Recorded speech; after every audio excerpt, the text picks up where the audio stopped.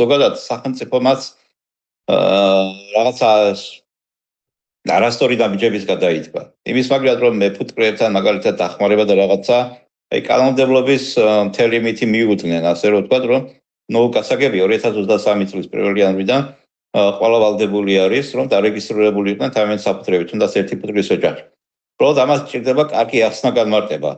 რა ვალდებულებები უჩნდება ფერმერებს და შესაბამისად აი ეს რისკების თუნდაც აქვთ რაღაცები, ანუ ყველაზე ეშინია რომ დაბეგრის რაღაცები რომ ეს არ იბეგრება მაგალითად ამ კუთხით იმ დეკლარაციების შევსების აქაც უკვე დახმარებები ჭირდება მეფუტკრეებს გამიგეთ ახსნა განმარტებით არ არის ეს ასე რომ ვთქვათ ის რაც არიციან ასე რომ ვთქვათ აშინებთ მეფუტკრეებს და ფერმერებს ზოგადად და 2023 წლის 1 იანვრიდან ქვეყანაში ოფიციალური ვალდებულება არის მეფუტკრეებისა რომ მოახდინონ საკუთარი საფუტკრე მეურნეობების რეგისტრაცია, იდენტიფიკაცია ეროვნულ სისტემაში, ანუ ნაეცის სისტემაში ხდება მისი რეგისტრაცია, რომელსაც ახორციელებს სურსათის ეროვნული სააგენტო და დღეს მდგომარეობით ჩვენ მიმდინარე პროცესი არის და დღეს მდგომარეობით დაახლოებით 1400-მდე მეფუტკრე ფერმერი არის უკვე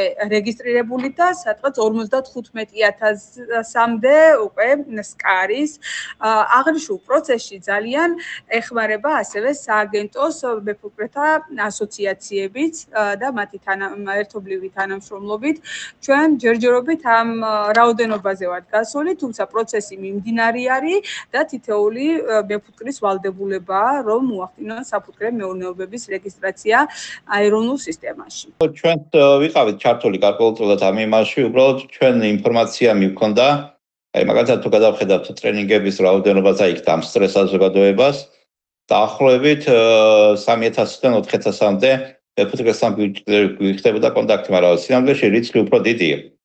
ასე რომ ვთქვათ და ეს არის მხოლოდ მე-13 იმ მეფუტკრეების ნაწილის. და შესაბამისად ყველასა უნდა იქნეს უნდა მიტანილი და ყველასა უნდა ჩატარდეს უნდა ეს გათვითცნობიერების ახსნა განმარტებითი სამუშაოები, ასე რომ ვთქვათ, თუ რას მოიცავს ეს ყველაფერი.